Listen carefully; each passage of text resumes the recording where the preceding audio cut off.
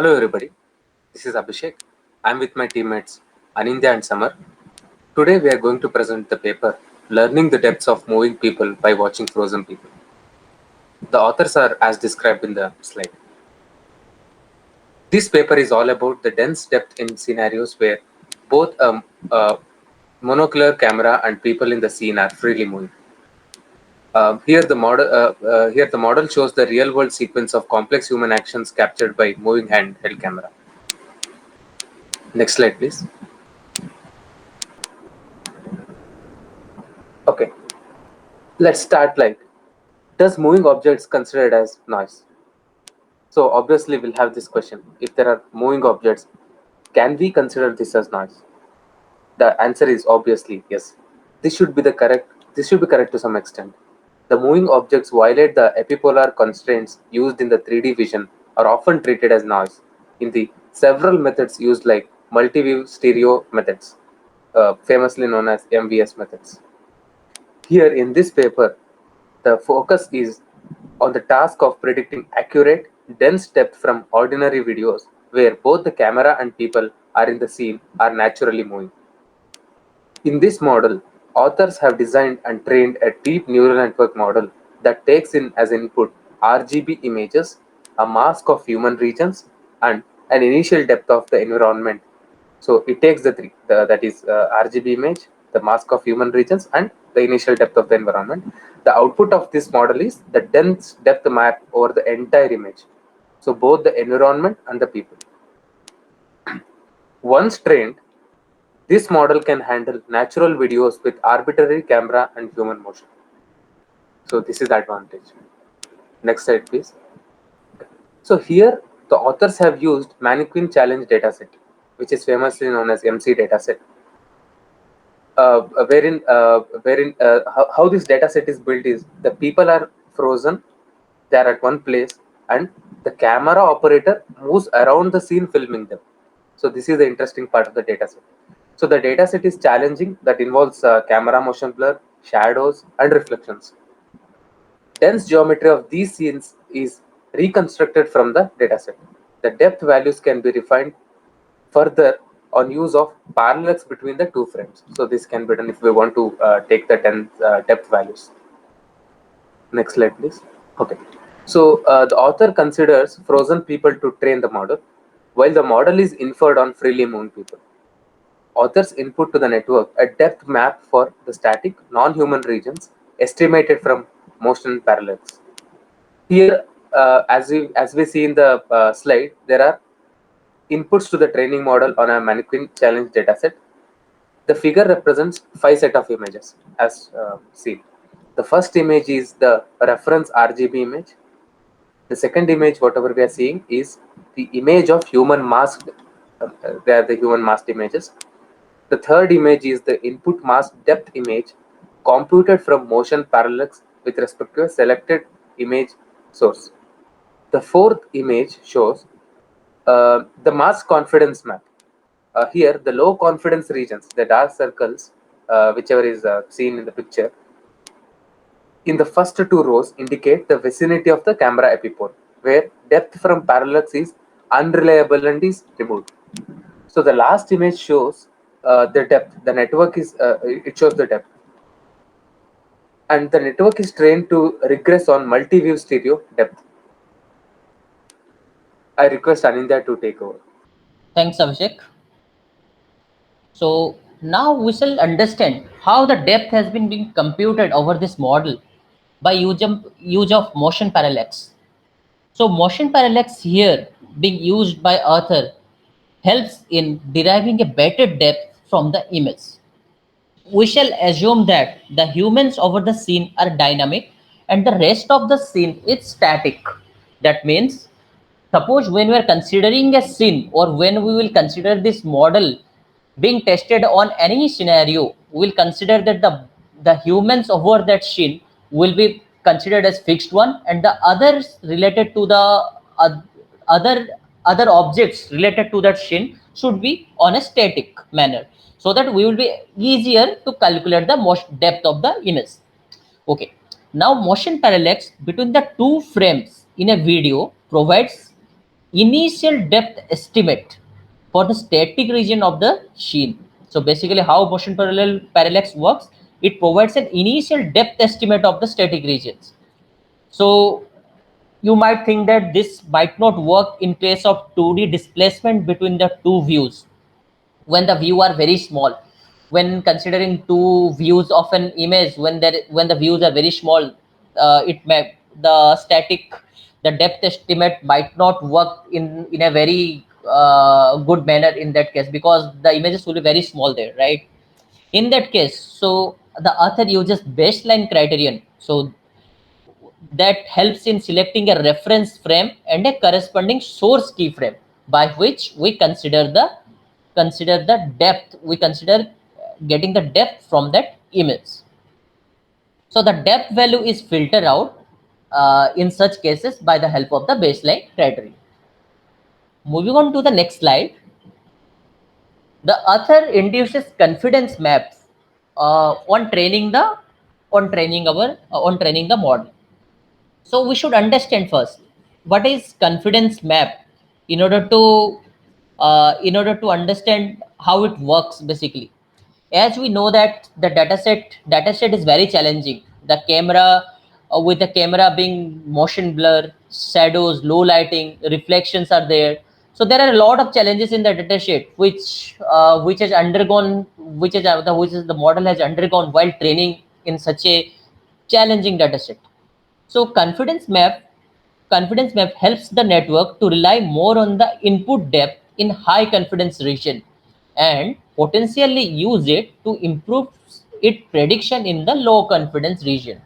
So basically, when you consider the high prediction regions like the humans over there, uh, humans over there, which are quite dynamic, right? So we can predict the high confidence region depth properly, and the low confidence region where the objects might be there, those can also be predicted with the help of a confidence map.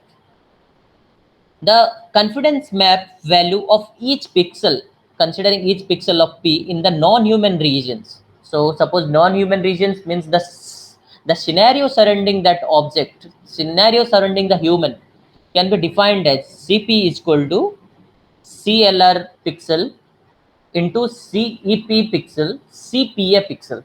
So let us now understand what is these terms are. Basically CLR measures the left right consistency between the forward and backward flow fields. For perfectly consistent forward and backward flow fields, CLR is always considered as 1, else 0. Now coming to CEP. CEP measures how well the flow field compiles with the epipolar constant between the two views taken in this model.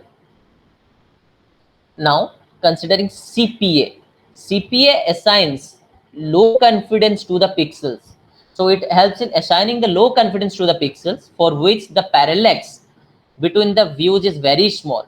So considering the parallax, we were unable to obtain parallax, right, in the 2D kind of measurement when the scenes are when the images are very small. So there it the low confidence pixels come into picture, and CPA assigns helps in assigning it. This is measured by a angle, basically beta of pixel between the camera rays, whatever the camera rays are coming, and that are meeting in a pixel point, basically. Moving on to the next slide.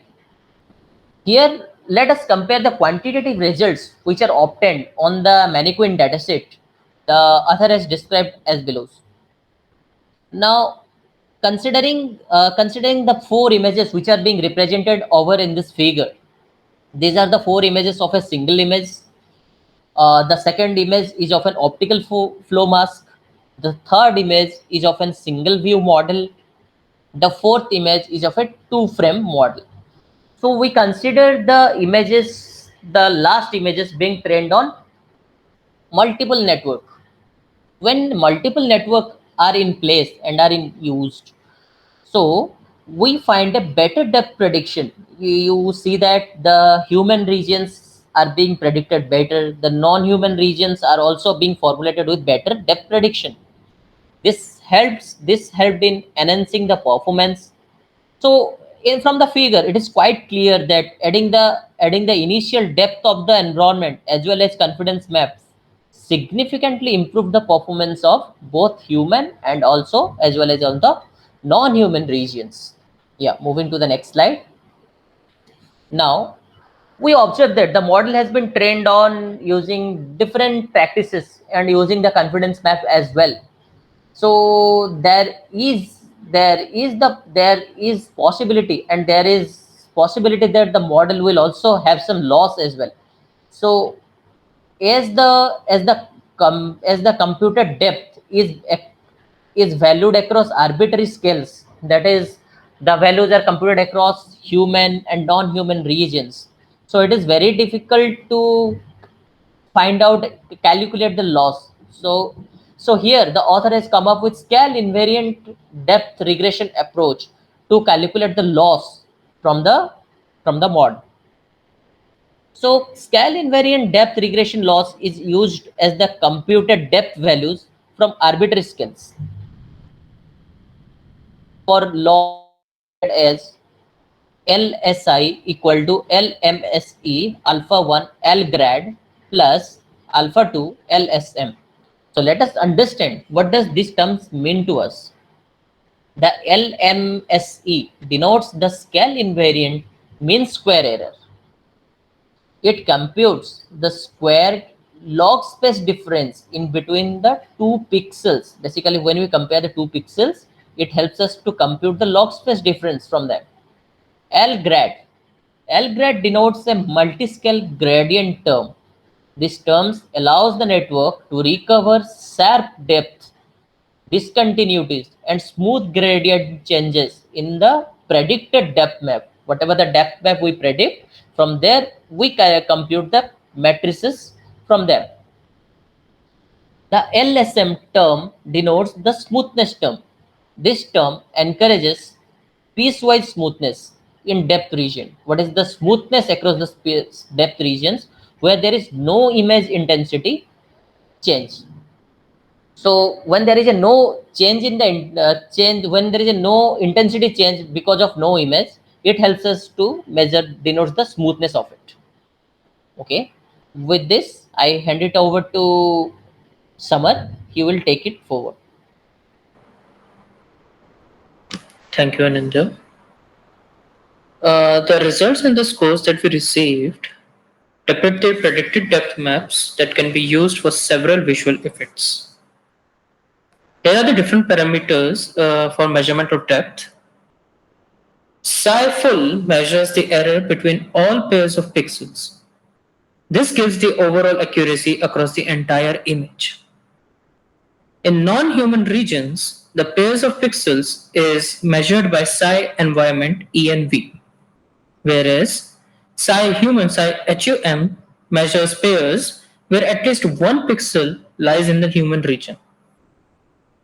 Psi intra measures psi RMSE within human accuracy or human accuracy independent of the environment, whereas psi inter measures psi RMSE between pixels in human region and in non-human regions.